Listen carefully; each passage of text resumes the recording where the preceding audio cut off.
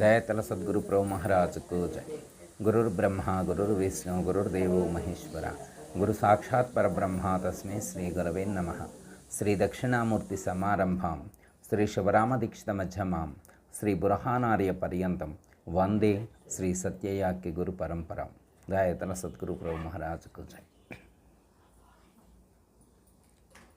మన భారతీయ సంస్కృతి అత్యంత విలక్షణమైనటువంటిది, వినూతనమైనటువంటిది.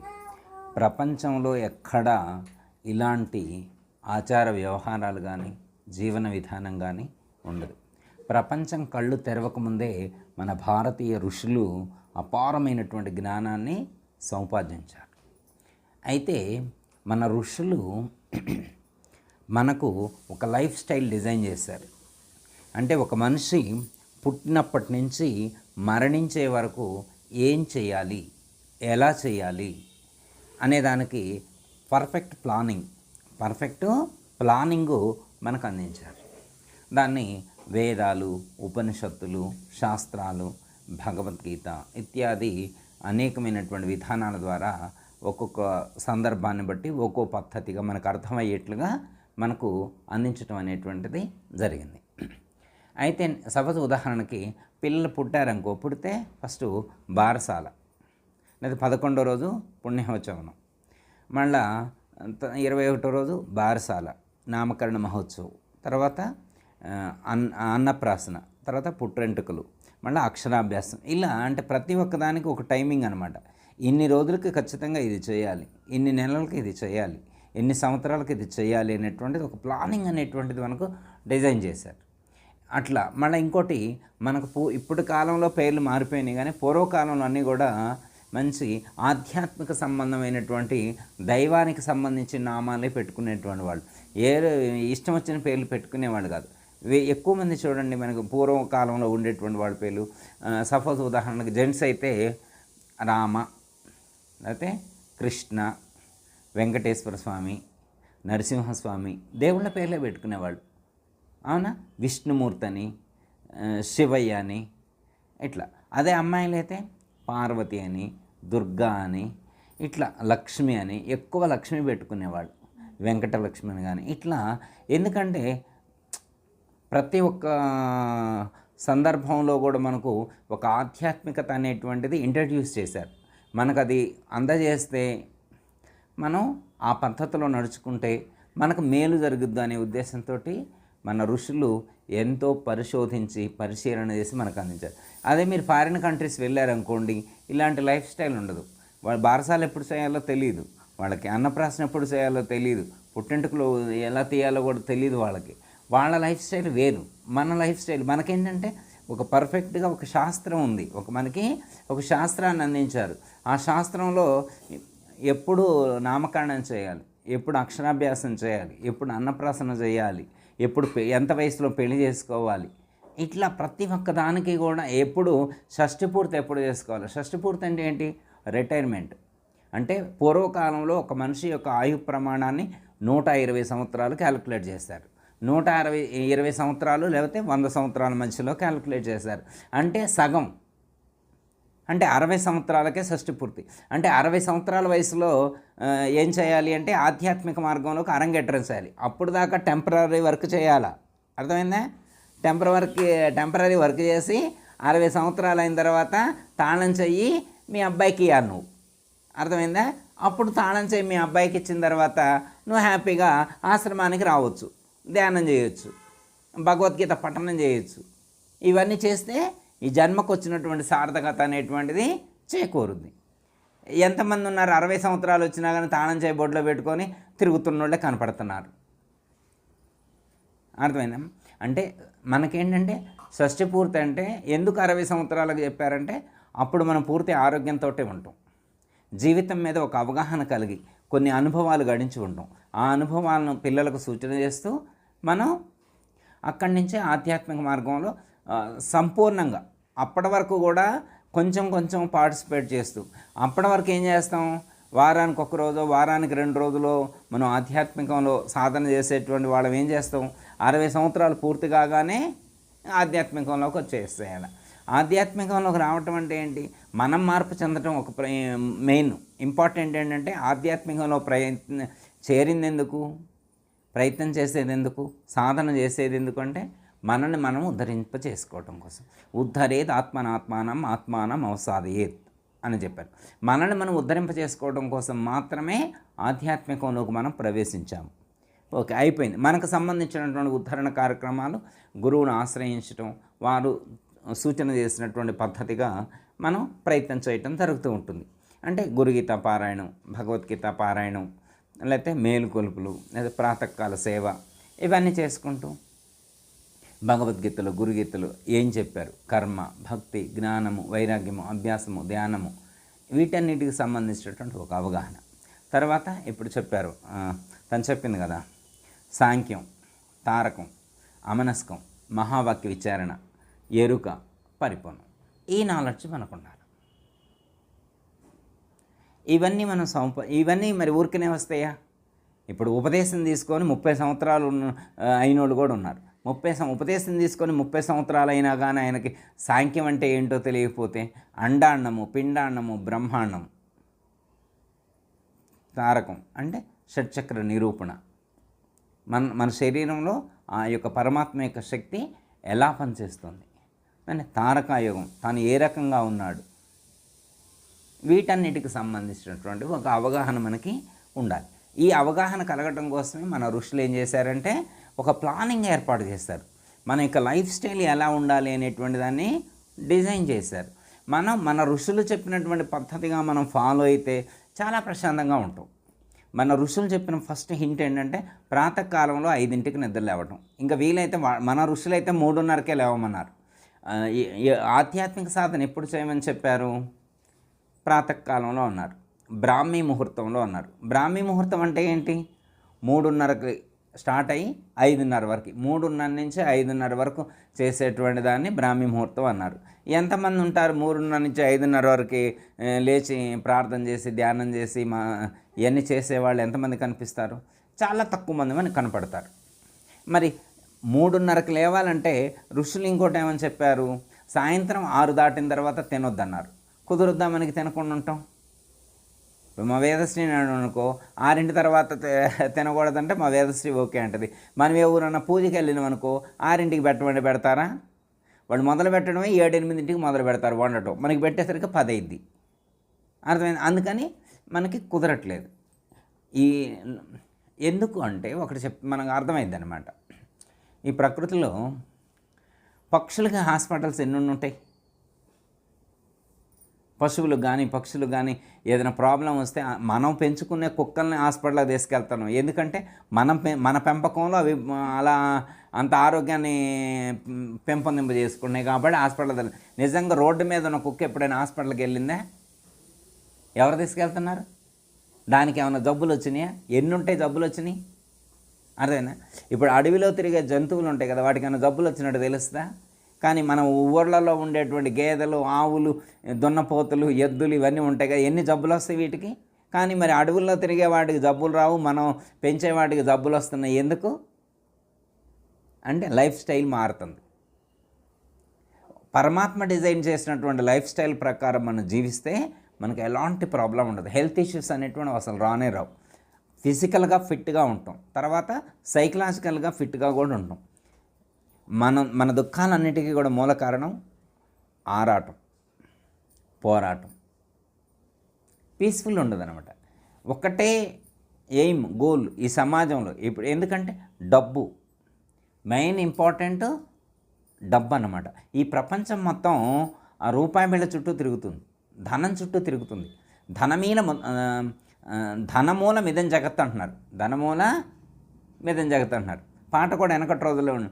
ధనమేర అన్నిటికీ మూలం, ఆ ధనము విలువ తెలుసుకొనుట మానవ ధర్మం. ధనమేర అన్నిటికీ మూలం. మనం గురువుగారి దగ్గర చేరిన తర్వాత మనం ఏమన్నా, గురుడేరా అన్నిటికీ మూలం, ఆ గురుని విలువ తెలుసుకొనుట మానవ ధర్మం. గురుడేరా అన్నిటికీ మూలం.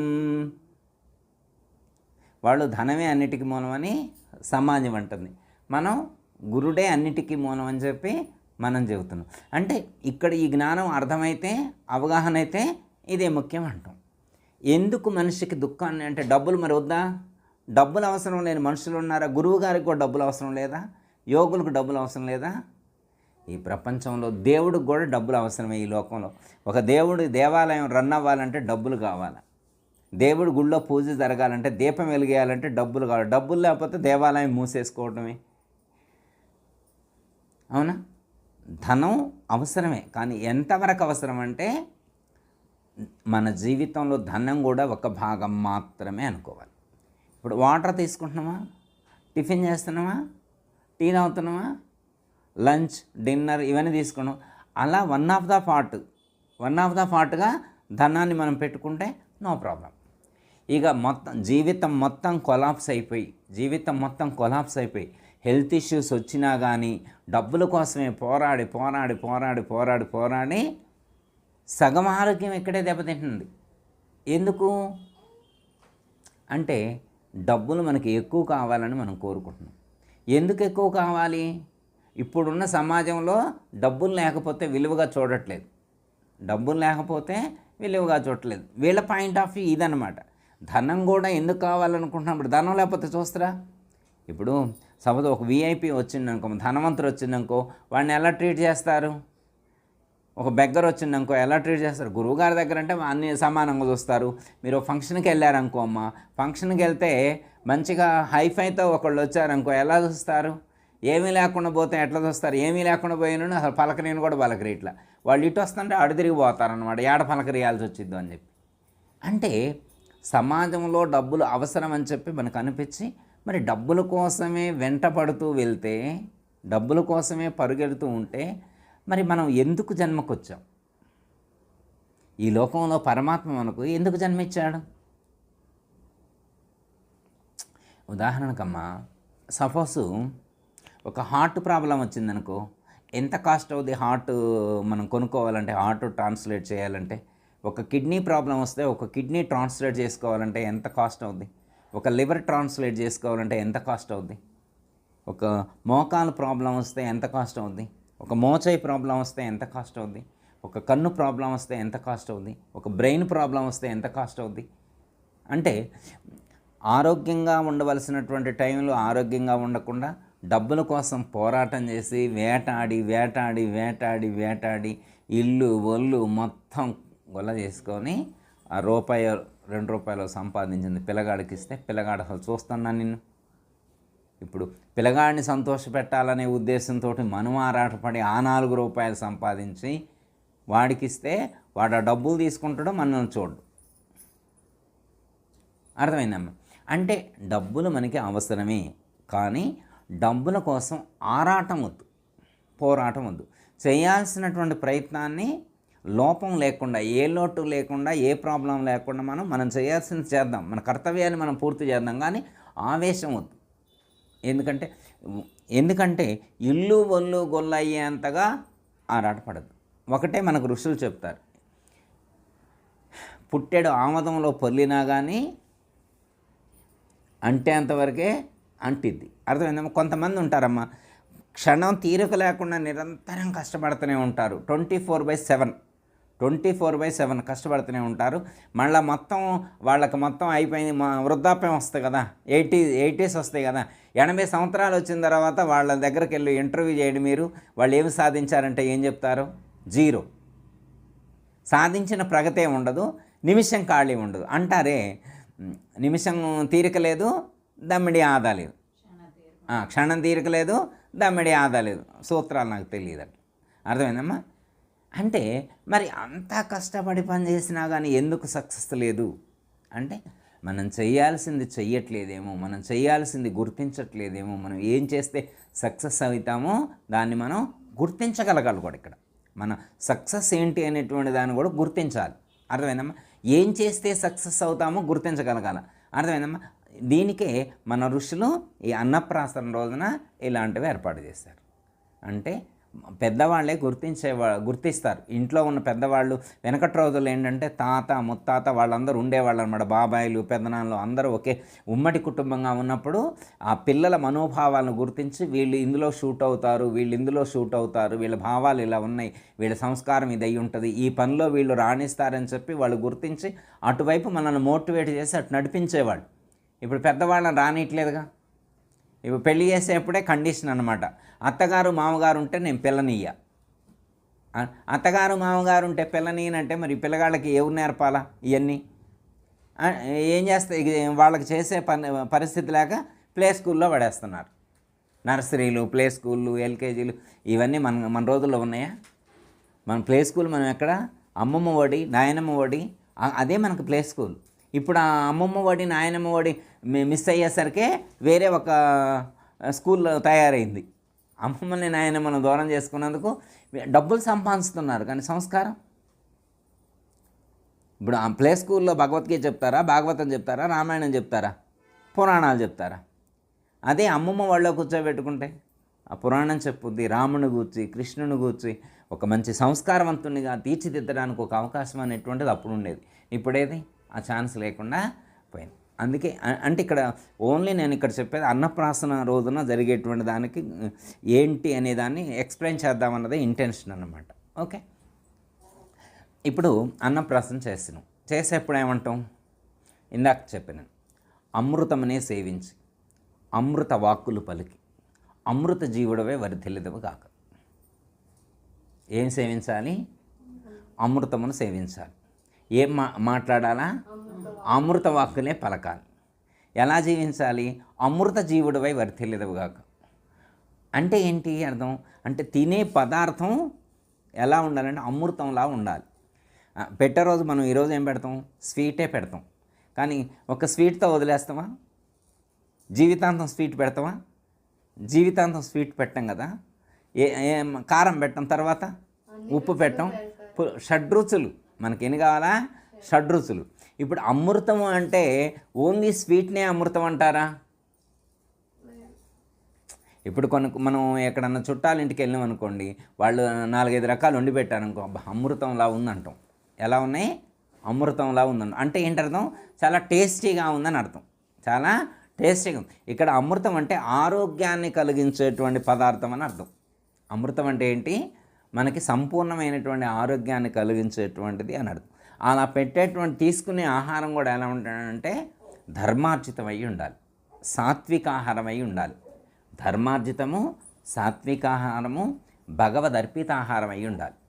ఎవరైతే ధర్మార్జితము, అలాగే భగవదర్పితాహారము, సాత్వికాహారాన్ని మనం మితాహారం అంటే మితంగా వాళ్ళకి సమర్పిస్తామో వాళ్ళకి అది సంపూర్ణమైనటువంటి ఆరోగ్యాన్ని ప్రసాదిస్తుంది. అదే అమృతాహారం. ఎప్పుడైతే మనం ఆహారాన్ని ఒక అమృతంగా అయితే ఒక దైవికమైనటువంటి ఒక ప్రసాద భావంతో స్వీకరిస్తామో దాని యొక్క ఇంపాక్టు వాళ్ళ యొక్క లైఫ్లో కనిపిస్తుంది. వాళ్ళ ఆలోచన విధానాన్ని మార్చివేస్తుంది. మీరు చూడండి, ఒక మంచి ఆధ్యాత్మిక వాతావరణం ఉన్నటువంటి కాడ మీరు ఒక 10 రోజులు ఉండి తినండి, ఎంత ప్యూరిఫైగా ఉంటారు, ఎంత ప్లజెంట్గా ఉంటారు. అదే మీరు ఎక్కడన్నా బయట హోటల్స్లో ఉండి హోటల్లోనే తినండి, మీకు ఆ ప్లజెంట్నెస్ రాదు. ఎందుకంటే మనం తినే పదార్థం అది ధర్మార్జితమై ఉండాలి. వండేవాడు కూడా పవిత్రమైనటువంటి భావనతో వండాలి. పెట్టేవాడు కూడా పవిత్రమైనటువంటి భావనతో పెట్టాలి. మనకు మేలు చేకూర్చాలి అనేటువంటి భావనతో పెట్టాలి. అలా పెట్టబడినటువంటిది ప్రసాదం అవుద్ది. లేకపోతే మిగతాది ఏదో బ్రతకడం కోసం తిన్న పదార్థం అయింది. బ్రతకడం కోసం కాదు కదా తినాల్సింది. మనం ఇక్కడ ఏమంటున్నాం? అన్నప్రాసన చేసే రోజున అమృతమునే సేవించి, అంటే ఇవాళ ఒక్కరోజున కాదు అర్థం. అమృతాన్ని ఎప్పుడు సేవించాలి? జీవితాంతం అమృతమునే సేవించాలి. మనకిప్పుడు యోగాలో అమృతాహారం అని చెప్తారు, విన్నారా ఎప్పుడన్నా మీరు? అమృతాహారం. అమృతాహారం అంటే దాంట్లో అమృతం కలుపుతారా? అమృతాహారం అంటే ఏంటి అర్థం? ఉడకబెట్టకుండా ఉన్నదని అర్థం. అర్థమైందమ్మా? ఒకటి, ఉడకపెట్టకూడదు, నిల్వ ఉన్నటువంటి పచ్చళ్ళ లాంటివి తినకూడదు. రెడీమేడ్ ఇన్స్టాంట్గా అప్పటికప్పుడు చేసుకొని తినేటువంటివి. అంటే ఆరోగ్యాన్ని ఇచ్చేటువంటి పదార్థం అని అర్థం. అది ధర్మార్జితం అయి ఉండాలి. అలాంటి ఆహారాన్ని సేవించితే ఏమవుతుందంటే అమృతాన్నే పలుకుతురు. అమృతాన్ని సేవిస్తే ఏమవుద్ది? అబద్ధం ఆడప్పుడు వాడు అబద్ధం ఆడు. ఇప్పుడు అబద్ధం ఆడకుండా బ్రతికే వాళ్ళు ఎంతమంది కనపడుతున్నారు? పిల్లలు కాదు, పెద్దోళ్ళు. పెద్దోళ్ళని చూసాక చిన్నోళ్ళు అర్థమైందా? ఇప్పుడు వాళ్ళ ఆఫీస్లో నుంచి ఫోన్ వచ్చింది, ఎక్కడున్నామంటే నేను ఇప్పుడే సిగ్నల్ దాటే అంటాడు. ఇంట్లోనే ఉంటాడు వాడు, సిగ్నల్ దాటే అంటాడు. పిల్లగాడు అబద్ధం ఇంటుంటాడు కదా, పొద్దాకలా విని అనుకుంటాడు. పిల్లగాడు ఒకరోజు సినిమాకి పోయిండు, వాళ్ళ నాన్న పోయింది, ఏడున్నా అంటే కాలేజీ కాడ ఉన్నాడు, మా ఫ్రెండ్ వాళ్ళ ఇంటికి వెళ్ళాడు. అంత తేలిగ్గా ఎట్లా అబద్ధం ఆడిండు? వాళ్ళ నాన్న డైరెక్ట్గా ఆడి చూపిస్తున్నాడు కదా అబద్ధం. మరి ఎక్కడ నేర్చుకుంటాడు? మరి వాళ్ళ నాన్న అమృతం సేవించి అమృత వాక్కులు పలికితే పిల్లగాడు కూడా అమృత వాక్కులే పలికేవాడు. మరి తినే తిండి అధర్మార్జితమైనప్పుడు, తినే తిండిలో ఆ పవిత్రత లేనప్పుడు పలికేటువంటి పలుకులు కూడా అలాగే వస్తాయి. అంటే ఒక మాట్లాడే దాంట్లోనే కాదు, వినే దాంట్లో కానీ, చూసే దాంట్లో కానీ, వాసన పీల్చే దాంట్లో కానీ, స్పర్శల్లో కానీ, ప్రతి ఒక్క విషయంలో కానీ ఆ పవిత్రత లోపిస్తుందన్నమాట. కేవలం ఒక తినేది ఒక్కటే పవిత్రంగా ఉంటే సరిపోదు. మనం ఎన్ని రకాల ఆహారం తీసుకుంటాం లోపలికి? 5 రకాల ఆహారం. మనకి యోగ సాధనలో యమము, నియమము, ఆసనము, ప్రాణాయామము, ప్రత్యాహారము అని చెప్తారు. ప్రత్యాహారం అంటే ఏంటి? 5 రకాల ఆహారాలను తీసుకుంటాం. శబ్దాలు, స్పర్శలు, కళ్ళ ద్వారా రూపాలు, నాలుక ద్వారా రుచులు, ముక్కు ద్వారా వాసనలు. అర్థమైందా? అంటే పవిత్రమైనటువంటి ఆహారం తీసుకొని పవిత్రంగా జీవించినప్పుడు మనకు ఆ జ్ఞానం పెరుగుద్ది. ఆధ్యాత్మిక సంబంధమైనటువంటి జ్ఞానంతో మనం జీవించగలుగుతాం. మన మెచ్చిన మన ఆశ్రమం కాడికి ఒక ఆవిడ వచ్చింది. ఆవిడ వచ్చి ఏమంటుందండి, గురువుగారు నాకు ఇలా ధ్యానం చేసేప్పుడు మంచి మంచి వాసనలు వస్తున్నాయి గురువుగారు అన్నది. ఇల్లంతా ఎట్లున్నా కానీ అక్కడ మంచి పూలు లేకపోయినప్పటికీ కూడా మంచి సువాసన వస్తుంది నాకు.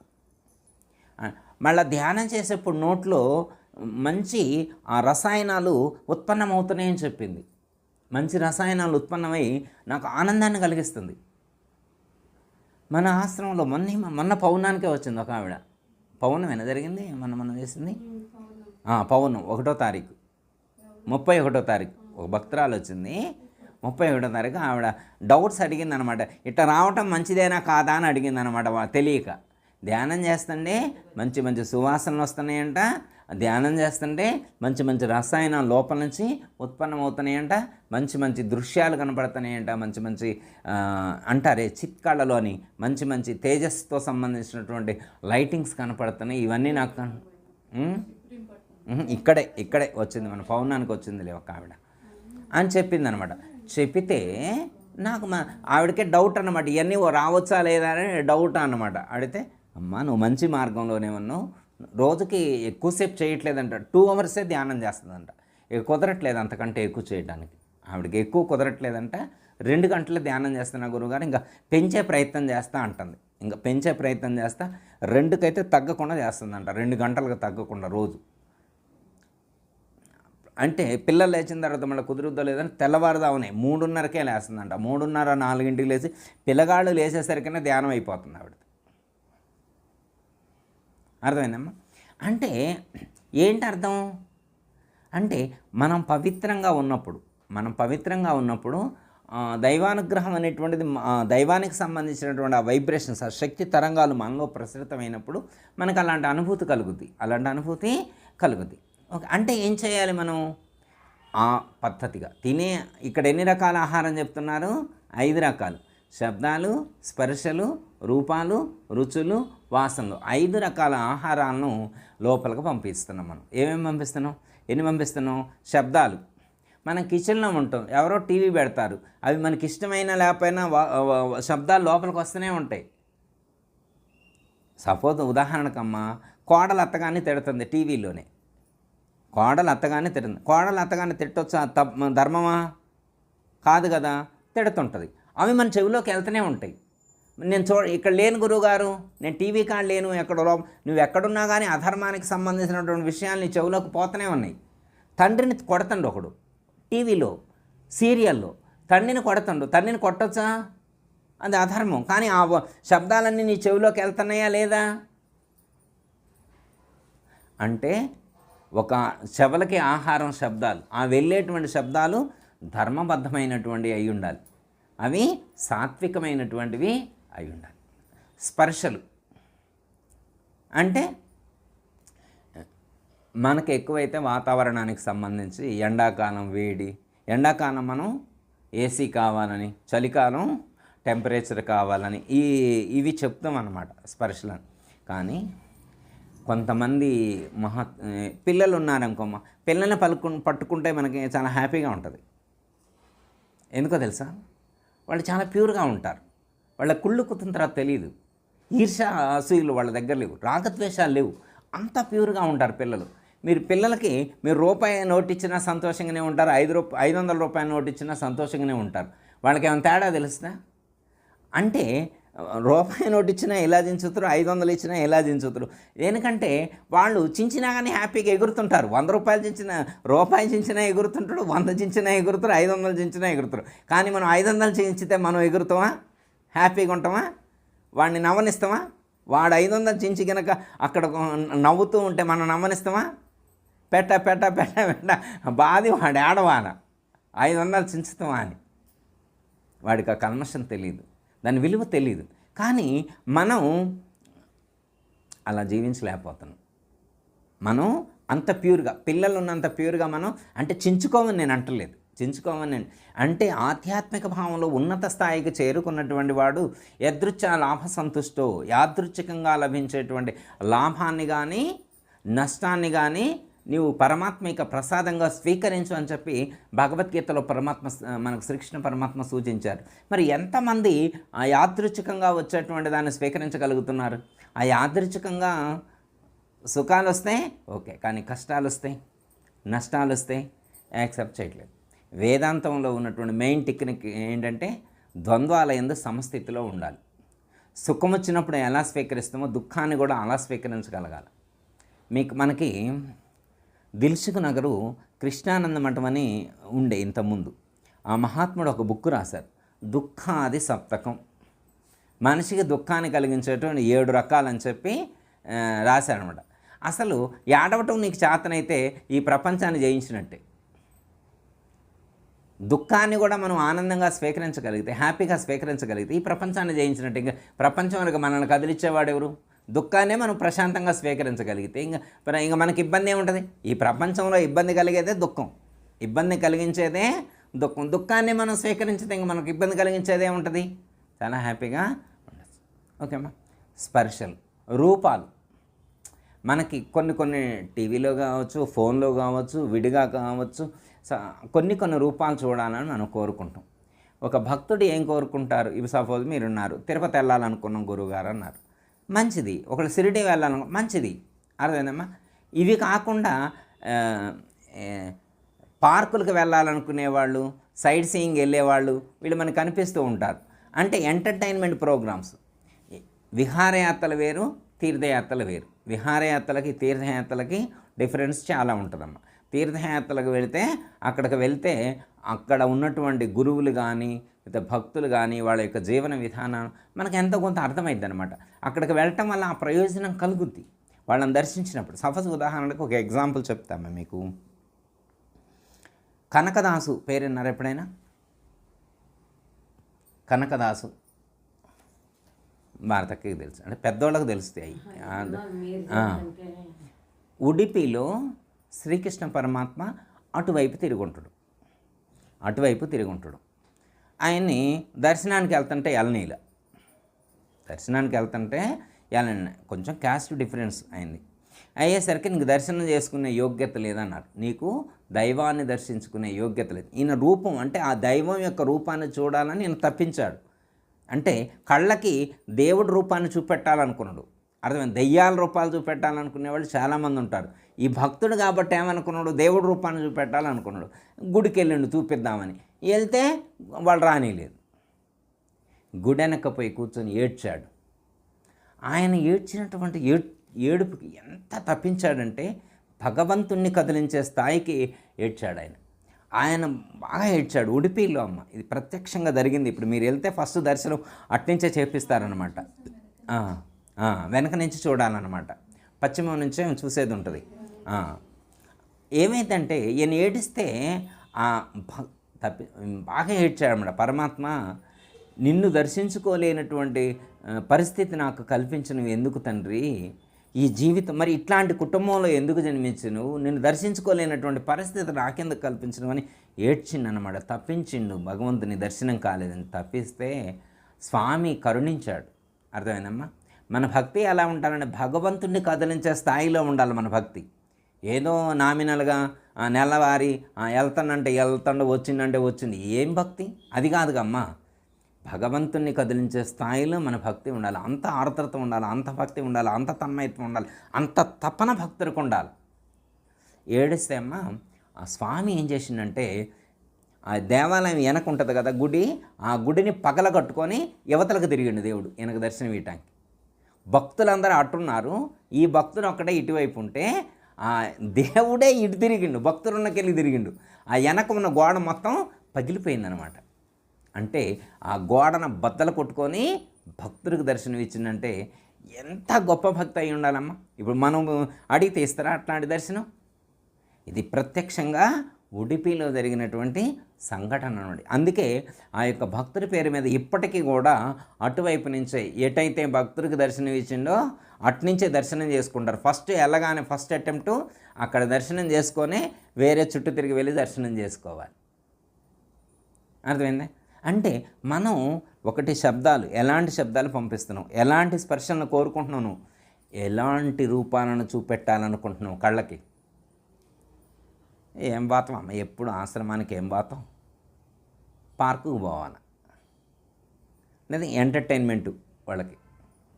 అర్థమైందమ్మా? ఒక భక్తుడు ఏం కోరుకుంటాడు, నువ్వు భక్తుడు అయితే ఏం కోరుకుంటావు అనేది తెలుస్తాయి. ఓకే, శబ్దం, రూపం, రసం, నువ్వు తినే పదార్థాన్ని బట్టి కూడా నువ్వు ఎలాంటి వాడువో డిసైడ్ చేస్తారు. అర్థమైంది? మనం తినే ఆహారాన్ని బట్టి కూడా మనం ఎలాంటి వాళ్ళమో డిసైడ్ చేస్తారు. ఈ మధ్యనే నేను ఒక యూట్యూబ్లో ఒక వీడియో ఒక మహాత్ముడు చెబుతాను. కోడిని తిన్నోడు కోడి అయిపడతారంట, మేకను తిన్నోడు మేక అయిపడతారంట, పందిని తిన్నోడు పంది అయిపడతారు, ఎలుకను తిన్నోడు ఎలుక అయిపడతారు. అంటే మనకెళ్ళి ఎలుకలు తింటాం కానీ పాములు తినేది మన సంస్కృతిలో లేదులే అమ్మ. చైనా లాంటి దేశాల్లో అవి కూడా తింటారంట, మనకెళ్ళి అంత డెవలప్ అవ్వాలి. ఇక మనోళ్ళు ఓన్లీ మేకలు, గొర్రెలు, కోళ్ళు ఇంతవరకే తింటున్నారు తప్ప అవి తినే కాడికి రాలేదు. పిల్లులు కానీ కుక్కలు, నక్కలు అంటే వీళ్ళకి తెలియదు కదా. కొన్ని హోటల్స్లో అంటే వేరే చోట్ల అయితే కుక్కల్ని, వీధిలో ఉంటే కుక్కలు ఉంటాయిగా, వాటిని చంపి వాటిని కూడా వీటిల్లోనే కలిపి వండి పెడుతున్నారంట. ఆ మసాలాకి ఏం తెలిసిద్దమ్మా, దేనికి సంబంధించింది ఏదని తెలిసిద్ది, తినేస్తారు కదా వీళ్ళు. అంటే మన నాలుక దానికి అలవాటు పడింది అనమాట. జిహ్వ చాపల్యం కదా. మరి జిహ్వ చాపల్యం అలా ఉంటే నాలుక అలాంటి రుచులు కోరుకుంటే తప్పదు. ఎన్ని రకాలు చెప్పుకున్నాం? శబ్దాలు, స్పర్శలు, రూపాలు, రుచులు, వాసనలు. నువ్వు ఎలాంటి వాసన కోరుకుంటున్నావు, నువ్వు ఎలాంటి వాసనలు కోరుకుంటున్నావు అనేటువంటిది కూడా మన లైఫ్ స్టైల్ని, అంటే మనం ఎటువైపు వెళ్తాను అనేటువంటిది ఊరికనే గుర్తిస్తారు మహాత్ములు. నువ్వేం కోరుకుంటున్నావు? అర్థమైందమ్మా? అంటే మనం పుట్టినప్పుడు అమృతమునే సేవించి అమృత వాక్కులనే పలికి అమృత జీవుడివై వర్ధిల్లెదవుగా కానీ ఈరోజు మనం ఆశీర్వదించను. అర్థమైందా? మరి అమృతమునే సేవించి అంటే ఇవాళ ఒక్కరోజు సేవించడం అని కాదు కదా, ఇవాళ స్టార్టింగ్, ఇక ఈ రోజు నుంచి స్టార్టింగ్ అన్నమాట. అమృతాన్ని అందించాలి. అమృతాన్ని అంటే భగవద్గీతలో చెప్తారన్నమాట, రసయుక్తమైనటువంటివి. అర్థమైందమ్మా? తిన్న తర్వాత మంచినీళ్ళు తాగాల్సిన అవసరం రాకుండా ఉంటే దాని పేరు అమృతాహారం అన్నారు. అర్థమైందమ్మా? అది రాజసిక ఆహారం అని చెప్తారన్నమాట. రాజసిక ఆహారం ఏంటంటే తింటూ ఉంటేనే మధ్యలో మంచినీళ్ళు తీస్తారా, మంచినీళ్ళు తాగుతారు చూడు, దాన్ని రాజసిక ఆహారం అన్నారు. తామసిక ఆహారం అని ఇంకోటి ఉంటుంది అనమాట. తామసిక ఆహారం అంటే నిలవ ఉంచి ఆ మూత తీయగానే ఒక దుర్వాసన వచ్చి, అర్థమైందమ్మా, అలాంటి ఆహారాన్ని తీసుకునేటువంటి వాళ్ళని తామసిక ఆహారాలు అన్నారు.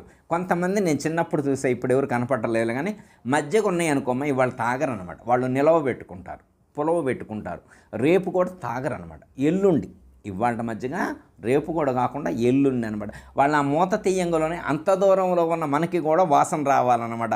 అవి బాగా పులిచినటువంటి మజ్జిగ అని అవి తాగుతారనమాట హ్యాపీగా. మళ్ళీ అవి వాళ్ళు బోండాలు వేసుకుంటుంటే ఇవి కలిపి వేసుకుంటారనమాట టేస్ట్ రావాలని. మరి ఆ పులుపుతనం ఏంటో ఆ వాసన, దీన్ని తామసిక ఆహారం అని చెప్పి మనకి చెప్పారు. అలాంటివి కూడా తినొద్దన్నారు.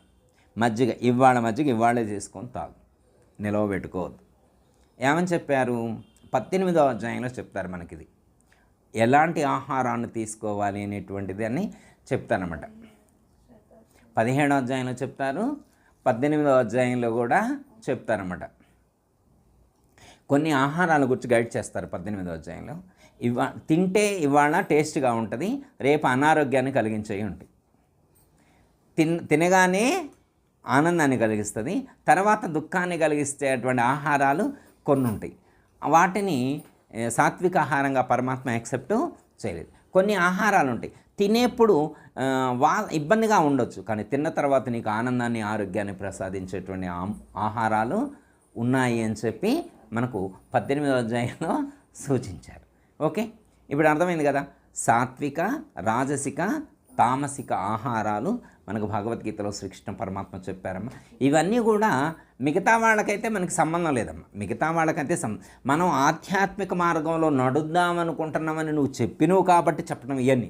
లేకపోతే ఆధ్యాత్మిక మార్గంలో నేను నడవను గురువు గారు, అసలు నేను ఉపదేశమే తీసుకోనని నా ఇష్టం వచ్చినట్టు నేనుంటా అంటే ఓకే, సంబంధం లేదు. మన ఈ మధ్యన ఒక ఆయన అంటే నేను నాన్ వెజే తింటా గురువుగారు అండు. ఏ నాయనా, నేను ఈ కులంలో పుట్టానండి, తినే కులంలో పుట్టాను. నేను తినే కులం ఎవరు నీకు ఈ కులాన్ని ఎవరిచ్చారు? ఎక్కడి నుంచి వచ్చింది? ఎప్పటి నుంచి వచ్చింది కులం? తినే కులంలో పుట్టినవా? సరే, తినే కులంలోనే పుట్టును. మరి సీతమ్మ గారు ఏ కులంలో పుట్టింది? సీతమ్మ గారు ఏ కులంలో పుట్టారు? తినే కులంలో పుట్టలా? మరి సీతమ్మ గారు ఎందుకు మారింది? నువ్వు గురువు దగ్గరకు వచ్చి మారే కులంలోకి రావాలి, తినని కులంలోకి రావాలి. అది కదా. ఇప్పుడు గురువుని చేరటం వల్ల ఏమి రావాలి నీకు? నేను తినే కులంలో పుట్టాను అంటే తింటానండి అండి, అది అజ్ఞానం అవుతుంది. నువ్వు అజ్ఞానంలో ఉన్నట్టు అర్థమైందమ్మా. సీతమ్మ గారు మహాజ్ఞానం అయ్యారు. వారు తినే కులంలో పుట్టినా తినలేదు, అది కదా మార్పు అంటే.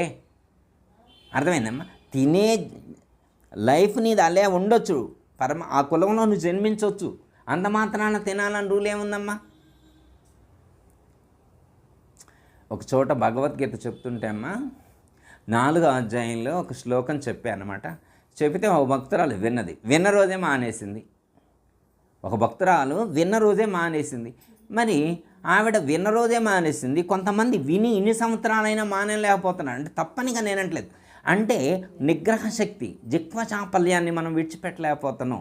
జిహ్వ చాపల్యాన్ని, ఇంద్రియ నిగ్రహాన్నే లేకపోతే మనోనిగ్రహం ఎప్పుడు వస్తుంది? ఆ పైన ఆత్మజ్ఞానం ఎప్పుడు? ఉత్తత్త మాటలు అందరూ.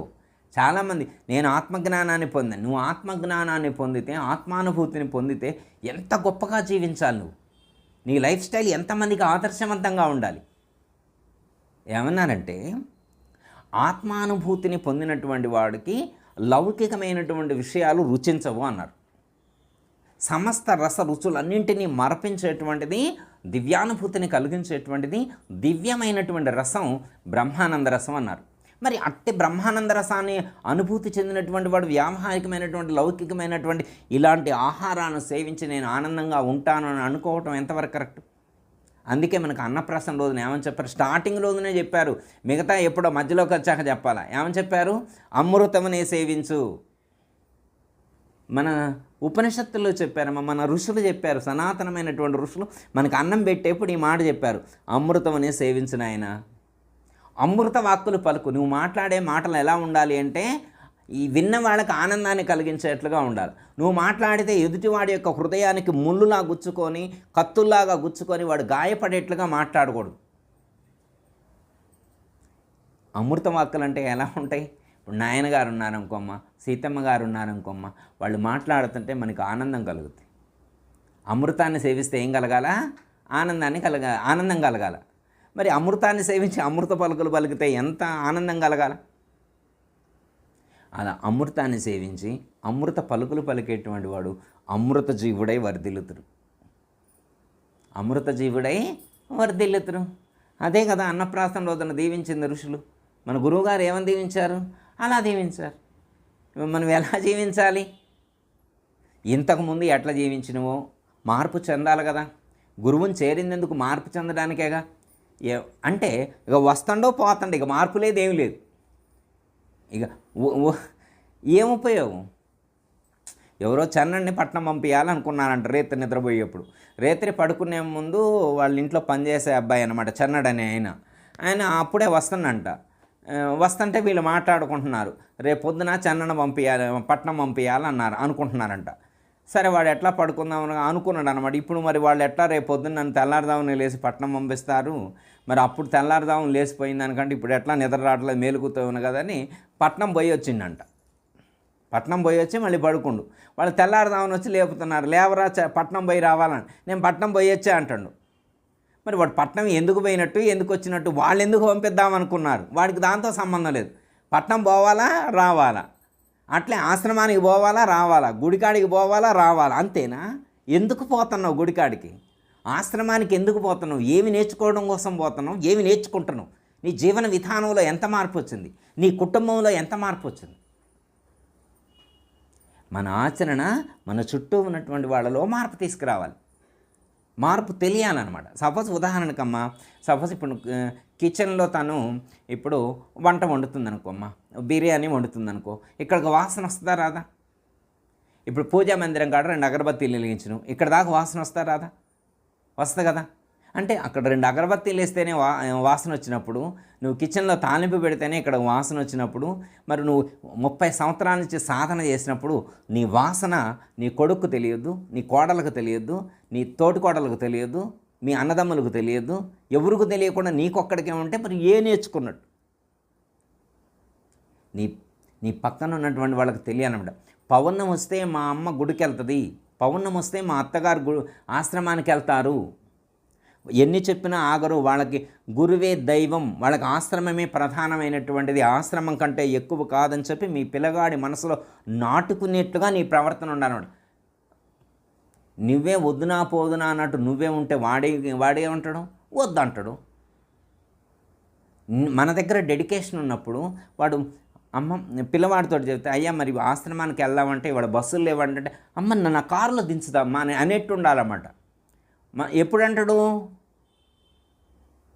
మనం పర్ఫెక్ట్గా పవిత్రమైనటువంటి భావనతో ఉంటే, ఆశ్రమానికి వెళ్ళొచ్చిన తర్వాత ఆశ్రమంలో ఏం చెప్పారో పిల్లగాడికి చెప్పగలిగితే, ఆశ్రమంలో ఏం చెప్పారో ఒక డైరీ పెట్టి నువ్వు రాసుకోగలిగితే, ఈ పౌర్ణం రోజున గురువుగారు ఈ మాటలు చెప్పారు, పలానా గురువుగారు ఈ మాటలు చెప్పారు, పలానా భక్తులతో మాట్లాడితే నేను ఈ విషయాలు ఈ పౌర్ణం రోజు తెలుసుకున్నాను, ఒక డైరీ పెట్టి నువ్వు రాసుకున్నప్పుడు నీ కొడుకు కానీ నీ కోడలు కానీ మనవడు కానీ మనవరాలు కానీ చూసినప్పుడు, అబ్బా ఎంత మంచి విషయాలు నేర్చుకుంటుంది మా నాయనమ్మ, మా అత్తయ్య ఎంత మంచి విషయాలు నేర్చుకుంటుందని వాళ్ళకి తెలియాలన్నమాట. నువ్వు ఆడికి పోయి వచ్చిన తర్వాత ఇక అవే అవలక్షణాలు కలిగి ఉండే అనరాని మాటలు ఇప్పుడు కూడా అంటుంటే వాళ్ళు ఏమనుకుంటారు, ఇక ఆశ్రమానికి పోయిన తర్వాత ఇవే నేర్చుకుందేమో అనుకుంటారు. అర్థమైందమ్మా? అందుకే ఎలా ఉన్నారంటే అమృత పలుకులు పలకాలన్నారు. ఏ రోజు? అన్నప్రాసన రోజుని చెప్పారు. ఎప్పటి వరకు? అన్నం నువ్వు ఎన్ని రోజులు తింటావో అన్ని రోజులు అలా మాట్లాడాలి. ఎన్ని రోజులు పలకాలా? అన్నం ఎన్ని రోజులు తింటే అన్ని రోజులు. ఎందుకంటే ఇది అన్నమయ కోశం. ఈ శరీరం అన్నం తిని వృద్ధి చెందింది. అన్నం తిని అన్నం పెట్టకపోతే ఏమైంది? నీరసం అయిపోయింది. అన్నము నీరు, ఈ శరీరానికి ఏం కావాలి? ఫీడింగు, అన్నం ఉండాలి, నీళ్ళు ఉండాలి. అన్నం నీళ్ళు లేకపోతే ఇందులో ప్రాణశక్తి పనిచేయదు, మనసు పనిచేయదు, శరీరం మొత్తం కూడా దసిలిపోతుంది. అందుకే పవిత్రమైనటువంటి ఆహారాన్ని, శక్తివంతమైనటువంటి సాత్వికమైనటువంటి దైవ సంబంధమైనటువంటి మంత్రయుక్తంగా ఆహారాన్ని ఇవ్వద్దు. ఎలా ఇవ్వాలి? మంత్రయుక్తంగా ఆహారాన్ని ఇవ్వాలి. ఇప్పుడు పొయ్యి వెలిగించే ఇప్పుడే మన వెనకటి రోజుల్లో ఏం చేసేవాళ్ళు, మా ఇంట్లోనైతే ప్రొద్దుటే లేవగానే ముందు కిచెన్ వంటిల్లు అనేవాళ్ళు. వెనకటి రోజుల్లో వంటిల్లు ముందు వంటిల్లు మొత్తం అలకాల. క్లాత్ ఉంటుంది అనమాట, మట్టితో కూడి ఉన్నటువంటి క్లాత్ ఉంటుంది, దాన్ని నీళ్ళల్లో తిప్పి మొత్తం అలకాలి. అలికిన తర్వాత పొయ్యి కూడా అలకాలి. అలికిన తర్వాత పొయ్యి కూడా అలికాక నీళ్లు తల్లిన తర్వాత అప్పుడు అమ్మగారు 7ంటికి అట్లా లేచి వచ్చి అమ్మగారు టీ పెట్టేవారు. పొయ్యి ముట్టించేప్పుడు నమస్కారం చేసేవాడు అగ్నిదేవుడికి. ఎందుకు? మా భారతకి కూడా అంతే వెలిగిస్తుంది. ఎందుకు అంటే ఇప్పుడే నేను ఇదే యజ్ఞం అంటే మళ్ళీ వేరే అగ్నిగుండం పెట్టి యజ్ఞం చేసేది, యజ్ఞగుండం పెట్టి చేసేది కాదు. మనం పొయ్యి మీద పెట్టి వండేది కూడా ప్రసాదంగా రావాలి. అది కూడా ఒక యజ్ఞభావంతో చేయాలన్నమాట. పొయ్యి ముట్టించేప్పుడే పొయ్యిని కడిగి దానికి బొట్టు పెట్టి నమస్కారం చేసి, హే అగ్నిదేవ, ఈ యొక్క ఇప్పుడు నేను వంట చేయడానికి ప్రారంభిస్తాను, ఈ పొయ్యి మీద వండబెట్టేటువంటి ప్రతి పదార్థము ప్రసాదమై తీసుకున్నటువంటి వాళ్ళ ప్రతి ఒక్కళ్ళకి కూడా ఆరోగ్యాన్ని ఆనందాన్ని కలిగించేట్లుగా చెయ్యి తండ్రి అని చెప్పి నమస్కారం చేసి మనం వండటం ప్రారంభించాలి. ఎంతమంది ఉంటారు అలా ఉండేవాళ్ళు? అలా వండితే అది అమృతాహారం అయింది. నేను కొన్ని చోట్లకు వెళ్ళినప్పుడమ్మా వాళ్ళు మామిడికాయ కారం పెట్టినా కానీ అమృతంగానే ఉంటుంది. పెట్టే హృదయాన్ని బట్టి కూడా ఉంటుందమ్మా. కొంతమంది అయితే పెట్టేప్పుడైతే అసలు ఎంత నేను జీవితంలో ప్రత్యక్షంగా అనుభూతి చెందిన వాళ్ళు ఏం పెడుతున్నారనేది ప్రధానం కాదు, ఎంత ఇష్టంతో పెడుతున్నారన్నది గమనించాలి. మనం ఎంతో ఇష్టంగా పెట్టిన వాళ్ళు నేను చాలామందిని గుర్తించాను అనమాట. కొంతమంది నామినల్గా పెట్టిన వాళ్ళు కూడా నేను చూసాను. వాళ్ళ ఇష్టం, నేనేం ఫీల్ అవ్వనమాట. అట్లా పెట్టినా ఇట్లా పెట్టినా నేనైతే అలా ఉంటారు. మనం వెళ్ళినటువంటి చాలా చోట్ల కూడా మొహమాటానికి పెట్టినవి ఉంటాయి. ఇక తప్పక ఇంటికి వచ్చారు కాబట్టి తప్పక పెట్టాలని, ఏదో వచ్చినప్పుడు ఏదో ఒకటి పడేద్దామని ఎవరిదని చెప్పి అనుకునే వాళ్ళు ఉంటారు. వాళ్ళు వస్తున్నారు కాబట్టి ప్రేమగా ఇది వండి పెడదామని చెప్పి, నీకు చాతనైంది వండి పెట్టు, బంగాళదుంపలు వండి పెట్టు, టమాటా పచ్చడి పెట్టు, ఏమీ లేదు మామిడికాయ కారం పెట్టు. నేను ఒకళ్ళ ఇంటికి వెళ్తే వాళ్ళ ఇంట్లో ఏమీ లేదు, గొడ్డు కారం అంటారు కదా, అందులో కొద్దిగా నూనె వేసి పెట్టారు, అదే తిన్నా, అది అమృతంగానే ఉంది. వాళ్ళు ఎలాంటి పదార్థం పెడుతున్నారు అన్నది ప్రధానం కాదు. దాని వెనక, ఆ పదార్థం వెనక వాళ్ళ ఉద్దేశం ఏంటో గుర్తించాలి. భావన ప్రధానమైనటువంటిది. ఓకే, ఇది అర్థం. నెక్స్ట్, అమృత జీవుడు వర్ధిల్లుగాక అని చెప్పించిన ముందు, దీనికంటే ముందు, అన్నం తినటం కంటే ముందు పడుకోబెట్టి ఇవన్నీ పెట్టిను. ఏమి పెట్టిను? ఇదే నుంచి ఫస్ట్ పండు పెట్టిను, మామిడి పండు, తర్వాత బంగారపు గొలుసు, తర్వాత పెన్ను, తర్వాత భగవద్గీత, దాని పక్కన డబ్బులు కట్ట, తర్వాత ఆడుకునేటువంటివి. కొంతమంది క్షత్రియులైతే కత్తి కూడా పెడతారు, కొంతమంది డాక్టర్లు అయితే స్టెథోస్కోప్, ఏదైనా పెట్టుకోవచ్చు, మన ఇష్టం. అంటే పెట్టి పిల్లవాడిని అక్కడ పడుకోబెడతారు. పిల్లవాడిని అక్కడ పడుకోబెడితే ఏమైంది, పిల్లవాడు పాక్కుంటూ వెళ్ళి అక్కడ ఉన్నటువంటి దాన్ని టచ్ చేయాలన్నమాట. ఎందుకు టచ్ చేయాలి అంటే, మనం అంటుండు అది పట్టుకో అంటే మనం చెబితే వింటడా? ఇప్పుడు పట్టుకునేది ప్రధానం కాదు, కానీ అంత నిజంగా కూడా వాళ్ళలో 6వ నెల వచ్చినప్పుడు ఆ సంస్కారం యాక్టివేట్ అవుద్ది అన్నమాట. అంటే ఇప్పుడు జనరేషన్స్ ఇప్పుడు తీసుకునే ఆహార పదార్థాలు, వీళ్ళకు ఉన్నటువంటి ఆరోగ్యాల పరిస్థితుల వల్ల వాళ్ళకంత తెలియట్లేదు, కానీ మనం గుర్తించలేకపోతున్నాం. కానీ కొంతమందిని ఊరికనే గుర్తించవచ్చు, వాళ్ళు ఎలాంటి భావజాలంతో జీవిస్తున్నారు అనేటువంటిది మనం గుర్తించవచ్చు అన్నమాట. ఎందుకంటే కొంతమంది చిన్నపిల్లలను చూడండి, పూజా మందిరం కాడే వెళ్ళి కూర్చుంటాడు. కొంతమంది పిల్లగాళ్ళు గ్లాసులు గిన్నెలు ఎత్తుకొచ్చి పొయ్యి పెట్టి వండుతూ ఉంటారు. కొంతమంది వంట వండే వాళ్ళు పిల్లగాళ్ళు కనపడుతుంటారు. కొంత పూజా మందిరంలోకి వెళ్ళి పూజలు చేసే వాళ్ళు కనపడుతుంటారు. కొంతమంది డబ్బులు ఇస్తే అసలు ఈయన కూడా ఇయ్యడనమాట, పక్కన వాళ్ళకి కూడా ఇయ్యడు, వాళ్ళ అమ్మకే ఇస్తారు, లేకపోతే వాళ్ళ నాన్నకే ఇస్తారు, ఎవ్వరికి ఇవ్వడు అనమాట. అంటే ఏంటి, ఎవరు నేర్పారు వాడికి? అది డబ్బులని, అవి విలువైనటువంటివి. సంవత్సరం పిల్లగాడికి ఎవరు నేర్పుతారమ్మా? మనం చెప్తే వింటడవాడు, కానీ వాటికే ఫీల్ కలుగుతుందన్నమాట. ఇవి డబ్బులు, వీటిని పొదుపు చేయాలి, ఇవి వేరే వాళ్ళకి ఇవ్వకూడదు, మా నాన్నకే ఇస్తాను, వాళ్ళ నాన్న జేబులోనే పెడతాను. వేరే వాళ్ళు ఇస్తే తీసుకుంటాడు, కానీ వాడైతే ఇయ్యడు. వేరే వాళ్ళు ఇస్తే తీసుకుంటాడు, వాడైతే రూపాయి కూడా ఇయ్యడు. ఎందుకురా కిచెన్లో కిందరా గిన్నె, ఎందుకంటే గిన్నె పెట్టి వండుతూనే ఉంటాడు, గంట వాడు తెచ్చి తిప్పుతుంటాడు. ఎందుకంటే పోయిన జన్మలో వంట మనిషి, పోయిన జన్మలో కిచెన్ మీద అంటే ఇంట్రెస్ట్, అంటే వంట మనిషి అని కాదు, అంటే వండటంలో ఇంట్రెస్ట్ ఉన్నోళ్ళు, ఆ వండటంలో ఇంట్రెస్ట్ ఉంటారు, పెడుతుంటారు. భారతకి ఉందనుకో, మంచిగా వండి పెట్టుద్ది, తిని బాగుందంటే సంతోషపడుతుంది, అంతకంటే ఎక్కువేం కోరుకోదు. అర్థమైందమ్మా? ఎంతైనా కష్టపడుతుంది, కానీ తిన్నోడు బాగుందని అంటే బాగలేకపోయినా బాగుందండి, అసలు బాగుండేట్లుగా వండుద్ది. తను భారతకే బాగుండేట్లుగా వండుద్ది. తినే ప్రతి ఒక్కరిని కూడా పరమాత్మ స్వరూపంగానే భావించి, పరమాత్మకి మేము నైవేద్యాన్ని సమర్పిస్తున్నాం అనే భావనతోటే ఉంటుంది తప్ప, ఏదో వాళ్ళు వచ్చారు మేము వండి పెడుతున్నాం అనేటువంటి భావన ఎవరికి ఉండదు. రాధకైనా, భారతకైనా, బుజ్జైనా, ఎవరైనా ఇంట్లో ఉన్నటువంటి వాళ్ళందరూ కూడా అదే భావనతో ఉండడం. మన ఆధ్యాత్మిక మార్గంలో మన గురువుగారి యొక్క సాంప్రదాయంలో చేరినటువంటి భక్తులందరూ కూడా అలాంటి థాట్సే ఉంటాయి, అలాంటి మంచి ఆలోచనే ఉంటుంది. ప్రసాదాన్ని ఇస్తున్నట్లే ఉంటుంది, ప్రసాదాన్ని స్వీకరిస్తున్నా అనేటువంటి భావనతోటే ఉంటుంది తప్ప, వాళ్ళు ఏదో పెడుతున్నారు, వీళ్ళేదో తింటున్నారు అనేటువంటి థాట్ కానీ ఆలోచన కొంచెం కూడా కలగదు. ఓకే, అంటే ఎందుకు పట్టుకోబెట్టి అన్నీ పట్టిస్తారు పిల్లలతోటి, అది పట్టుకో, బంగారం పట్టుకో, గొలుసు పట్టుకో, లేకపోతే డబ్బులు పట్టుకో, భగవద్గీత పట్టుకో, పెన్ను పట్టుకో, ఇవన్నీ ఎందుకు పట్టిస్తారంటే వాళ్ళ సంస్కారం, గత జన్మలో వాళ్ళు ఏం పట్టుకున్నారో తెలుస్తుంది. గత జన్మలో వాళ్ళు ఎలా జీవించారు, వాళ్ళ సంస్కారం ఏంటో తెలిస్తే మళ్ళీ ఇప్పుడు వాళ్ళని ఏ స్కూల్లో పంపించాలా, వాళ్ళకి ఏం పని నేర్పియాలా, వాడిని డాక్టర్ని చేయాలా, లేకపోతే ఇంజనీర్ని చేయాలా, వంట మనిషిని చేయాలా, ఫార్మర్ని చేయాలా, ఏం చేయాలి, ఏం చేపియాలి వాడితో అనేటువంటిది మనకు ఒక ఐడెంటిఫికేషన్ కోసం మనకు ఒక ఆలోచన కలుగుద్ది అనమాట. అంటే 6వ నెలనే గుర్తించవచ్చని చెప్పారు మన ఋషులు. ఏమని చెప్తున్నారు, 6వ నెలలోనే వాళ్ళు ఎలాంటి లైఫ్ స్టైల్ కలిగి ఉంటారనేది డిసైడ్ చేసుకుంటారు. వాళ్ళ సంస్కారం అనేటువంటిది అక్కడ పెట్టినటువంటి వస్తువులు ఏవైతే ఉన్నాయో వాళ్ళు పట్టుకునే దాన్ని బట్టే మనం గుర్తించవచ్చు అని చెప్పారు. సరే, ఇప్పుడు 6 నెలలు కాకపోయినా కానీ, ఒక సంవత్సరం తర్వాత అయినా కానీ వాళ్ళ యాటిట్యూడ్ ఏంటో మనకు అర్థమైంది. వాళ్ళ లైఫ్ స్టైల్ ఏంటనేటువంటిది, వాళ్ళు ఎటువైపు అడుగులు వేస్తున్నారు అనేటువంటిది మనం ఊరికనే గుర్తించవచ్చు. కొంతమంది చిన్నపిల్లలమ్మ మ్యూజిక్ వింటూ ఉంటారు, కొంతమంది చిన్నపిల్లలు పాటలు పాడుతూ ఉంటారు, కొంతమంది పిల్లలు భగవద్గీత పట్టుకొని లేకపోతే లలితా సహస్రనామాలు, విష్ణు సహస్రనామాలు చదివేటువంటి వాళ్ళు కనిపిస్తుంటారు. ఏంది 3 సంవత్సరాల పిల్లవాడు లలితా సహస్రనామాలు చదవటం ఏంటి? ఎందుకంటే 30 సంవత్సరాలు వచ్చినా ఓ పిల్లగాడికి పుస్తకం ఇస్తే, ఒక అమ్మాయికి పుస్తకం ఇస్తే లలితా సహస్రనామాలు చదవట్లా. మరి 3 సంవత్సరాల పాప కూర్చొని లలితా సహస్రనామాలు ఎందుకు చదువుతుంది? మనకు ఇప్పుడు టీవీలో కొన్ని ప్రోగ్రామ్స్ వస్తుంది, చిన్న పిల్లలే మంచి మంచి ప్రోగ్రామ్స్ చేస్తున్నారు, మంచిగా పాడగలుగుతున్నారు, మంచిగా భరతనాట్యం, కూచిపూడి ఇవన్నీ నాట్యాలు చేస్తూ ఉన్నారు. ఎలా చేయగలుగుతున్నారు? అది వాళ్ళ సంస్కారం. అంటే గత జన్మల్లో వాళ్ళు అవి చేసి ఉన్నారు అని తెలియటం కోసం మనకి ఈరోజు ఇవి చేపిస్తారనమాట. అన్నప్రాసన రోజున అవన్నీ పెట్టి, వీడిని డాక్టర్ని చేస్తే సరిపోయింది, అది వీడిని రైతుని చేస్తే సరిపోయింది, వీడిని బిజినెస్లో పెడితే, వ్యాపారంలో పెడితే సరిపోయింది అనేటువంటిది ఆ పెద్దలు గుర్తించి వాళ్ళు ఆ రోజు నుంచి గమనిస్తూ ఉంటారన్నమాట. అంటే వీళ్ళు ఎటువైపు అట్రాక్ట్ అవుతున్నారు, ఏం చేస్తే సక్సెస్ అవుతారన్న గుర్తించి వాళ్ళ ఇష్టాన్ని చిన్నప్పుడే గుర్తిస్తారు. పిల్లల యొక్క ఇష్టాన్ని చిన్నప్పుడే గుర్తించి వాళ్ళని ఆ వృత్తి పనుల్లో లేదా దానికి సంబంధించినటువంటి ఎడ్యుకేషన్లో నడిపించి జాబ్ వచ్చేట్టు చేసి వాళ్ళ సక్సెస్ అయ్యేట్టు చేస్తారు.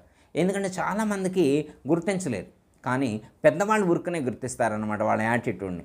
ఇప్పుడు సపోజ్ కొన్ని చోట్ల మీరు చూడండి, ఆయన డాక్టర్ కావాలనుకున్నాడంట, ఆయన డాక్టర్ చదవాలనుకున్నాడు, కుదరక చదవలేకుండా ఆగిపోయాడు. ఇప్పుడు ఆయన థాట్ ఏంటంటే వాళ్ళ పిల్లగాడిని డాక్టర్ని చేయాలని బాగా పట్టుబట్టిండు. నువ్వు సీటు కొట్టాలా, ఎంబీబీఎస్ సీట్ తీసుకురావాలి, నువ్వు ఎంబీబీఎస్ చేయాలి, ఎంసెట్లో సీటు కొట్టాలి. ఎంసెట్టేనా? ఆ నీట్లో ర్యాంకు రావాలా, నువ్వు ఎంబీబీఎస్ చేయాలని ఆయన పట్టుబట్టిండు. ఆయనకేంటి, వంటలు వండటం నేర్చుకోవాలా, మంచి చెఫ్ కావాలని చెప్పి పిల్లగాడి కోరిక అనమాట. వాడు ఇన్స్టిట్యూట్కి వెళ్తాడు కోచింగ్ తీసుకోవడానికి, నీట్కి కోచింగ్ తీసుకోవడానికి ₹1,00,000 కట్టిండు వాళ్ళ నాన్న. 3 నెలలకి ₹1,00,000 కట్టి నీట్ కోచింగ్ పంపిస్తుండు. వాడు కోచింగ్కి వెళ్తాను వస్తాను కానీ అక్కడ చదువుకోవట్లే, వాడు చెప్పేది అసలేంటలా. వాడికి వాళ్ళు చెబుతున్నా కానీ ఆ చెప్పే దాంట్లో కూడా ఇవే ఆలోచిస్తున్నాను అనమాట. ఇంటికి వెళ్ళిన తర్వాత పులిహార ఎలా ఉండాలా, కొత్త వంటకాలు ఏమి వండాలని చెప్పి ఇవే ఆలోచిస్తూ ఉంటాడు. ఎందుకు? వాడు చెఫ్ కావాలనుకున్నాడు. స్కిల్స్ ఉంటే అమ్మా మనకి ఏది బాగా వస్తే అక్కడే రాణించవచ్చు. రాణించటం కోసం పలానా డాక్టర్ చదువుకుంటేనే బ్రతుకుతారని చెప్పి, లేకపోతే పలానా ఇంజనీరింగ్ చదువుకుంటేనే బ్రతుకుతారని చెప్పి అట్లా ఉందా ఈ లోకంలో? ఇక బ్రతకట్లేదా? సాఫ్ట్వేర్లు కాకపోతే బ్రతకరమ్మా? కిరాణా షాప్ పెట్టుకున్న వాళ్ళు బ్రతకట్లేదా? మిగతా ఈ వ్యాపారాలు చేసుకునేటువంటి వాళ్ళు బ్రతకట్లేదా? బ్రతకటానికి అదొక్కటే కాదు, టైలరింగ్ చేసి ఎంతమంది బ్రతకట్లేదు? అర్థమైందమ్మా?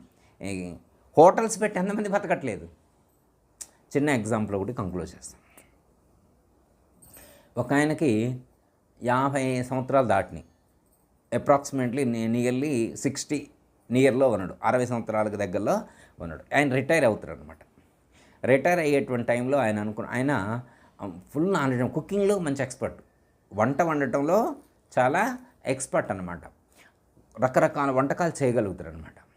ఆయన అనుకున్నాడు, నేను రిటైర్ అయిన తర్వాత మరి హోటల్లో రానివ్వరు కదా, అప్పుడు ఏం చేయాలి అని చెప్పి బాగా ఆలోచిస్తూ ఉన్న తర్వాత దీంట్లో రకరకాల ఎక్స్పెరిమెంట్స్ చేసి నేను ట్రైనింగ్ అవుతా అని చెప్పి ఇంటికాడే చిన్నగా కొంచెం తీసుకొని రకరకాల ఎక్స్పెరిమెంట్స్ ట్రై చేసిండు అనమాట.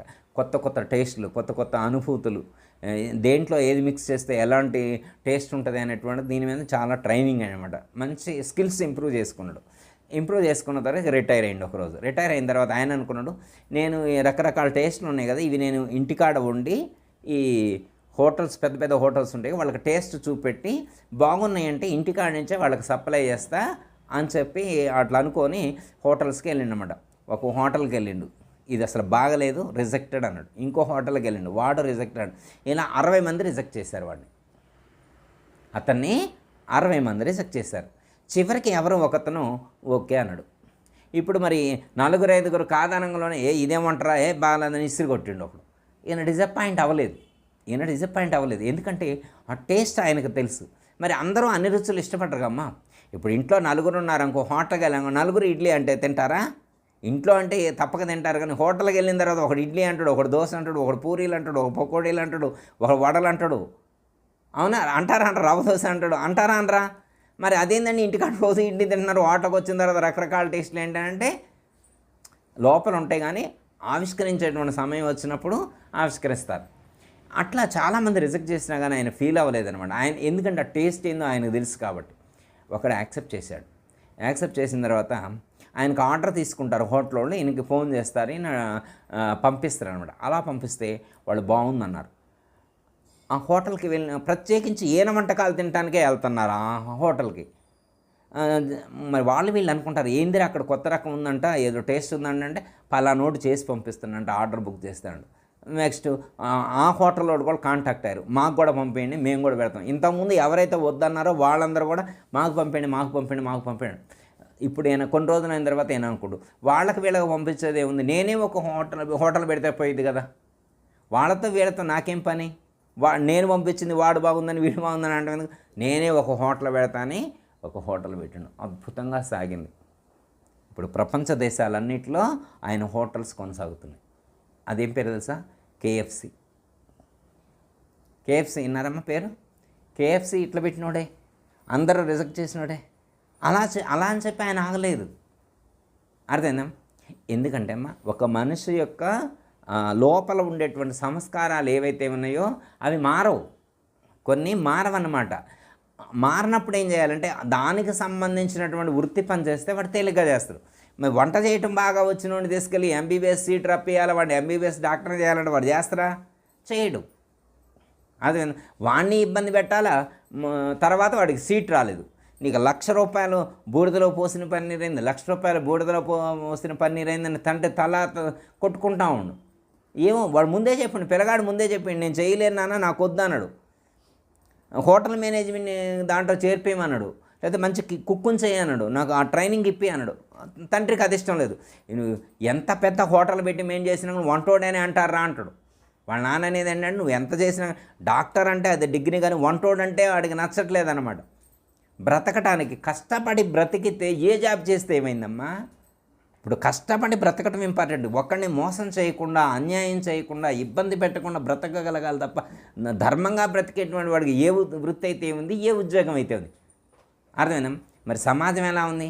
మోసం చేసినా పర్వాలేదు, కానీ వాడు కోట్ వేసుకొని రావాలా, కాంటెస్తా కారులో దిగాలి, బెంచ్ కారులో దిగాలి. వాడు మోసం చేసినా వల్ల రేబాన్ పెట్టుకున్నా పర్లా.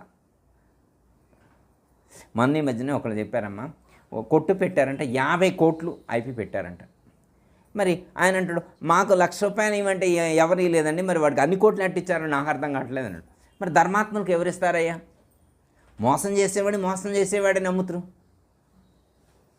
ఓకే, సో మనకి ఈరోజు అన్నప్రాసన రోజున పడుకోబెట్టి అవన్నీ పెట్టేది ఎందుకంటే మన లోపల మనకి ఎలాంటి సంస్కారాలు ఉన్నాయో గుర్తించడం కోసం. వెనకటి రోజుల్లో అన్నయ్య గారు ఒక ఎగ్జాంపుల్ చెప్పాడనమాట. ఒక పిల్లవాడు హాస్పిటల్కి వెళ్ళాడంట. చిన్న పిల్లవాడిని హాస్పిటల్కి తీసుకెళ్ళాడు. పిల్లగాళ్ళు అయితే ఈ చెయ్యి పిరికలు పట్టుకొని వదలట్లేదంట, గట్టిగా పట్టుకుండంట. వాళ్ళు నర్సు ట్రై చేసిందంట, ఉంటాయి కదా పట్టుకార్లు అవన్నీ పెట్టి ఇట్లా ట్రై చేసినా కానీ రావట్లేదంట. చిన్నపిల్లగాడు సున్నితంగా ఉంటాడు కానీ గట్టిగా పెట్టి ఇట్లా ఏమన్నా నొక్కుంటుందేమో అని చెప్పి ఆవిడ ఆలోచిస్తుంది. డాక్టర్ దగ్గరకు తీసుకెళ్లారు.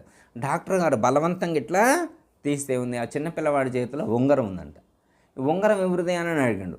నర్సు చూసుకుంటే నర్సు చేతుకులో నర్సు ఉంగరం లాగేసి పట్టుకున్నాడు. థెఫ్టింగ్, దొంగతనం. వాడు పుట్టినప్పుడే మూడో నెలలోనే దొంగతనం చేయాలని వాడికి ఎవరు నేర్పారు? వాడు గత జన్మలో ఒక గజ దొంగ, పుట్టిన కాడి నుంచే స్టార్ట్ చేసిండు. పుట్టిన కాడి అని సంస్కారం అనేటువంటిది గత జన్మలో చేసినయే యాక్టివేట్ అయితే ఇప్పుడు అటువైపే అట్రాక్ట్ అవుతారు, అటువైపే అడుగులు వేస్తారు. దాన్ని గుర్తించడానికి అన్నప్రాసం రోజున వాడు దొంగ అవుతారా, దొర అవుతారా, భక్తుడు అవుతారా, యోగ అవుతారా, ఏమవుతారో టెస్ట్ చేద్దామని చెప్పి ఇవన్నీ పెట్టించి పిల్లగాడిని నెడుతుంటారన్నమాట. అర్థమైందమ్మా? అంటే వాడు ఏది పట్టుకున్నా కానీ మనం వాడిని మంచి మార్గంలో నడిపించాలి అంటే ఏం చేయాలంటే ముందు మనం మంచి మార్గంలో నడవాలి. పిల్లలు మనల్ని చూసి నేర్చుకుంటారన్నారు. పిల్లలు మనల్ని చూసి నేర్చుకుంటారు. మనం చెప్పితే చెప్పినా వింటారు. కొంతమంది చెప్పితే వింటారో కానీ నువ్వు చేసింది మాత్రం ఖచ్చితంగా చేస్తారన్నారు. మేమున్నాం అనుకోమ్మా, మా నాన్నగారు కానీ అమ్మగారు కానీ మాకు చెప్పింది అనుకుంటే చేసింది చూసి నేర్చుకున్నాం. మా నాన్నగారు ఎలా జీవించేవారో మేము చూసి నేర్చుకున్నాం. ఎంత గొప్పగా జీవించారు, ఎంత ఆనందంగా జీవించేవాళ్ళు, చుట్టూ ఉండేటువంటి వాళ్ళకి ఎంత సహాయం చేయాలని చూసేవాళ్ళు, అందరూ ఆనందంగా ఉండాలి అనేటువంటి తపన వారిలో గుర్తించారు. ఎక్కడ కాంప్రమైజ్ అయ్యేటువంటి వారు కాదు. అర్థమైందమ్మా? మరి అలాంటి మహాత్ముల యొక్క సహచర్యంలో జీవించినప్పుడు మనకు అలాంటి భావాలు రావాలి. మన పిల్లలకు కూడా అలాంటి సంస్కారం వృద్ధి చెందేట్లుగా మనం ప్రయత్నం చేయాలంటే మనం ఏం చేయాలి?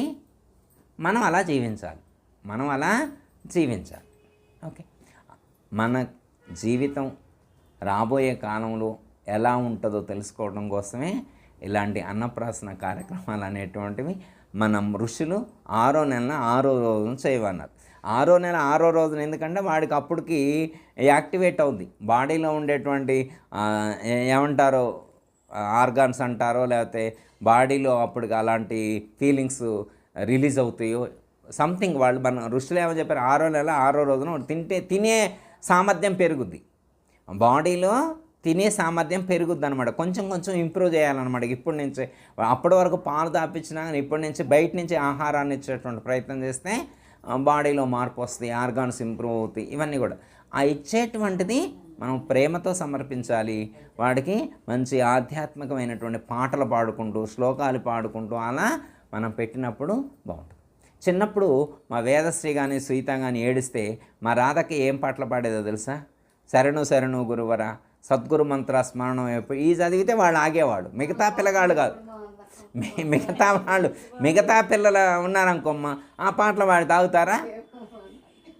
ఇప్పటి రోజుల్లో ఉన్న పిల్లలకి ఎంతమంది తాగుతారు? ఏం రాధక్కి నువ్వు అయ్యేది చదివినుగా? అయ్యేది ఎమ్మటే ఆగేవాళ్ళు కదా. ఎంత ఏడ్చేవాళ్ళైనా ఆ పాట చదివితే ఆగిపోయారు. ఎందుకు? జెనెటిక్స్ అంటే వాళ్ళ జీన్స్లో, వాళ్ళ లోపల అవే వాసనలు ఉన్నాయి వాళ్ళకి. గురువుగారి కుటుంబంలో ఎందుకు జన్మించారు అంటే గత జన్మలో వాళ్ళు చేసుకున్నటువంటి సంస్కారం అంత గొప్పగా ఉంది కాబట్టే గురువుగారి కుటుంబంలో జన్మించారు. ఆ పాట వింటేనే ఎందుకు ఆగుతున్నారు? మిగతా మనకు అర్థమైంది కదా. జజ్జనికర జనారే అనే పాట పెడితే ఆగట్లేదుగా వాళ్ళు. అర్థమైందమ్మా? ఏ పాట పెడితే ఆగుతున్నారు. ఇప్పుడు కొత్త సినిమాలు వస్తున్నాయి, కొత్త మ్యూజిక్లు వస్తున్నాయి కదా. ఇప్పుడు కొన్ని ఇళ్లలో ఆ మ్యూజిక్ పెడితేనే వాడు ఆగుతున్నాడు పిల్లగాడు. అర్థమైందమ్మా? మరి వీళ్ళు దేవుడు పాట పెడితే, ఆ గురువు గారికి సంబంధించిన పాట పెడితే ఎంత ఏడ్చేవాళ్ళైనా ఆగేవాళ్ళం, వెంటనే నవ్వేవాళ్ళు. రాధక్కి అయితే చిన్నపిల్లల్ని అందరిని కూర్చోబెట్టి ఈ పాట పాడుకుంటూ వాళ్ళతో భజన చేయించేది, ఆడించేది అనమాట. ఈ పాటలతో ఆడించింది, ఈ పాటలతో పెరిగారు వాళ్ళు. అర్థమైందమ్మా? అంటే వాళ్ళకి ఆ సంస్కారం ఉంది కాబట్టే అక్కడ పెరిగారు. ఆ సంస్కారానికి తగ్గట్టుగానే జీవిస్తున్నారు. అవునా? నువ్వు కూడా అమృతాన్ని సేవించి అమృత పలుకులు పలికి అమృత జీవుడివై వర్ధిల్లాలి. అందుకోసమే మేము వచ్చినాం. ఓకే, అర్థమైందమ్మా? మన ఋషులు, మన సనాతనమైనటువంటి ఋషులు మనకు అందించినటువంటి ఒక గొప్ప ఆచరణ మార్గం ఇది. ఆ మార్గంలో జీవిస్తూ మనం ఆ లక్ష్యాన్ని చేరుకునేటువంటి ప్రయత్నం చేద్దాం. దయతల సద్గురు ప్రభు మహారాజు.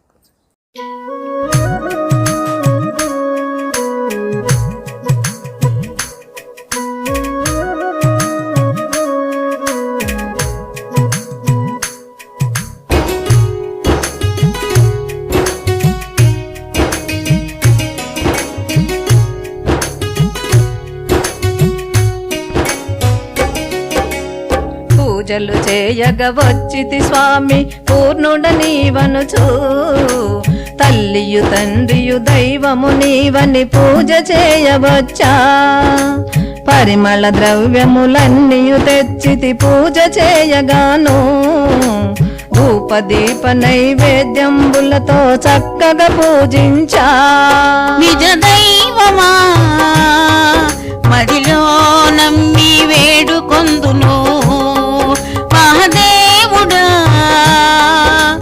మార్గము చూపిన కన్న తండ్రివి పూజలు చేయగ వచ్చితి స్వామి పూర్ణుడ నీవనుచు తల్లియు తండ్రియు దైవము నీవని పూజ చేయవచ్చా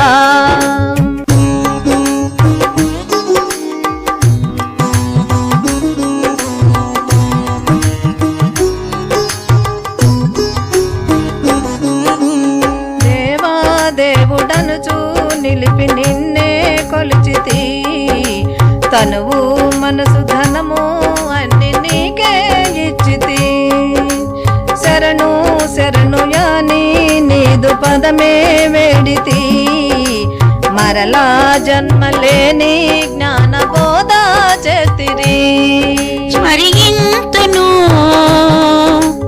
నిర్మల గురువర నన్ను బ్రోహుమా పరమేశ్వర జ్ఞానమునిచ్చిన కన్న తండ్రివి పూజలు చేయగ వచ్చితి స్వామి పూర్ణుడ నీవనుచు తల్లియు తండ్రియు దైవము నీవని పూజ చేయవచ్చా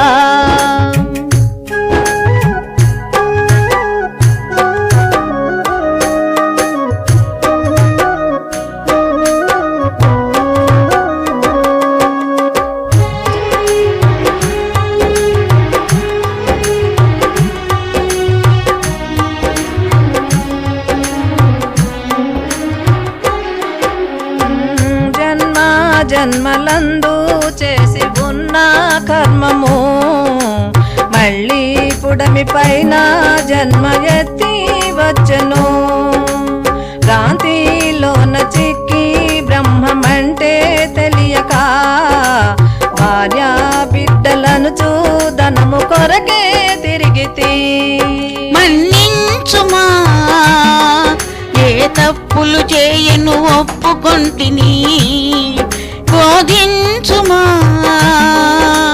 బాధలు తీసే పూర్ణబోధను పూజలు చేయగ వచ్చితి స్వామి పూర్ణుడ నీవనుచు తల్లియు తండ్రియు దైవము నీవని పూజ చేయవచ్చా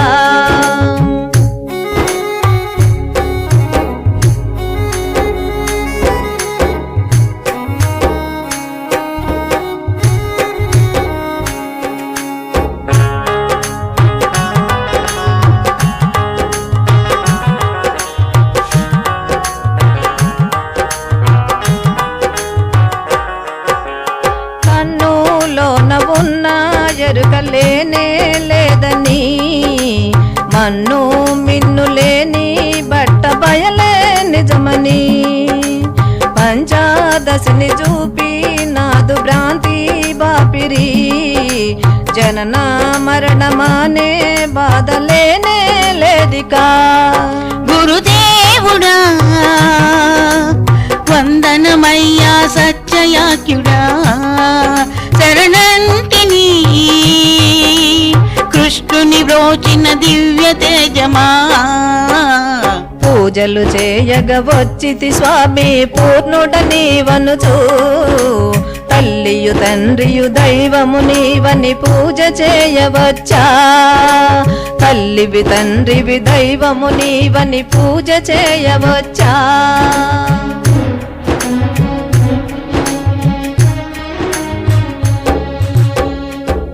అందరికీ జై గురు. మరిన్ని ఆధ్యాత్మిక రహస్యాల కోసం అచల బోధ, ఆత్మబోధ, భగవద్గీత, అలాగే పండుగల్లో దాగిన అర్థాలు, అంతరార్థాల కోసం మరియు యోగము, ధ్యానము మొదలైన అనేక ఆధ్యాత్మిక తెలుగు ప్రవచనాల కోసం క్రింద ఉన్నటువంటి రెడ్ కలర్ సబ్స్క్రైబ్ బటన్ను క్లిక్ చేయండి. అలాగే ప్రక్కనే ఉన్నటువంటి గంట సింబల్ను నొక్కండి. అలాగే ఈ వీడియో మీకు నచ్చినట్లయితే లైక్ చేయండి మరియు షేర్ చేయండి. జై గురు.